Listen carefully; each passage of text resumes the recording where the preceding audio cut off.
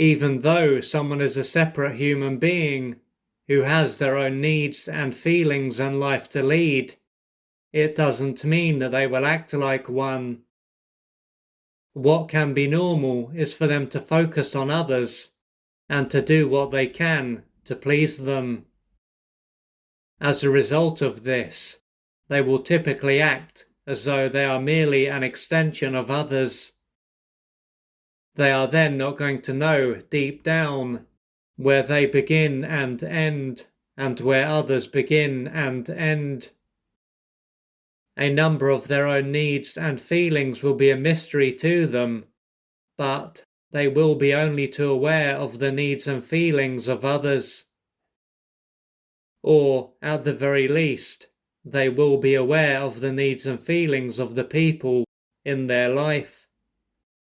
What this will illustrate is that their center is not within them, their center is outside of them. When it comes to how they behave, they will look towards another or others and follow their lead. As their focus is primarily on what is going on externally, they are not going to have a strong connection with their body. If they were to connect to their body, they would be aware of their needs and feelings.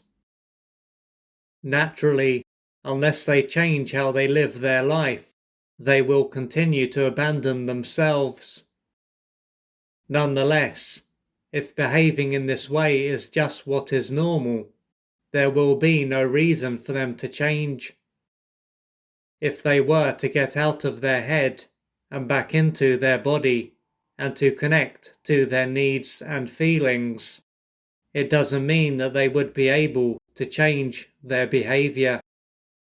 Just thinking about changing their behavior, let alone actually changing it, could cause them to feel guilty and ashamed, and extremely anxious.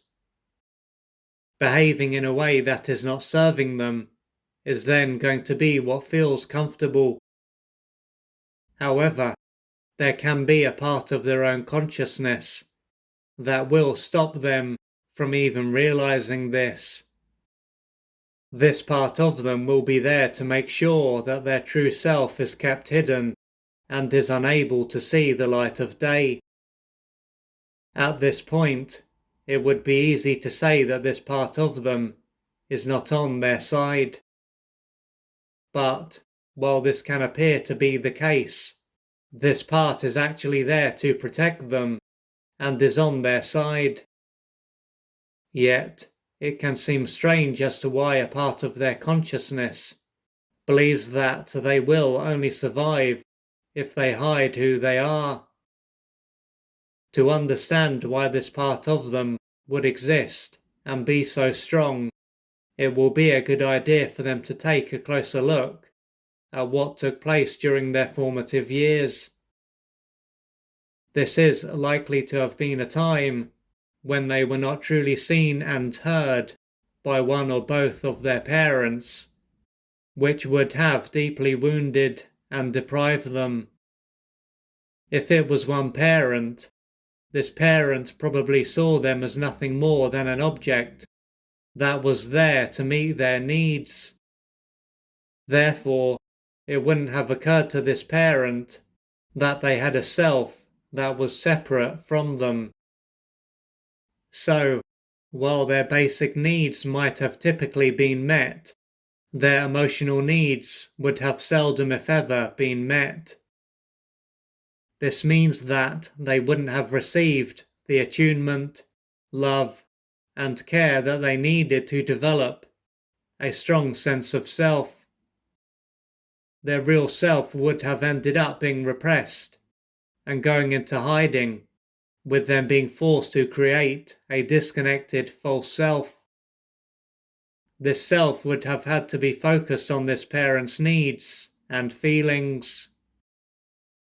If they were born with a strong connection to their needs and feelings, assuming that they were not traumatized in their mother's womb, they would have soon lost touch with themselves. Adapting in this way would have allowed them to be who this parent wanted them to be and survive. Nothing more, nothing less. And, as they were powerless and totally dependent, there was absolutely nothing that they could do. Quite simply, they were emotionally abandoned by this parent, and this is why they will continue to abandon themselves. As to why this parent was generally unable to attune to their needs and feelings and provide them with the love that they needed, and was about as responsive as a rock, as opposed to being their rock, this is likely to show that they were not in a good way. Most likely, they were also brought up by at least one parent, who treated them in the same way. They were then unable to provide them with the love that they needed, as they didn't have it to give. What this means is that they were not loved and seen because there was something inherently wrong with them, and they were unlovable. No, it was because this parent was developmentally stunted and deeply disordered.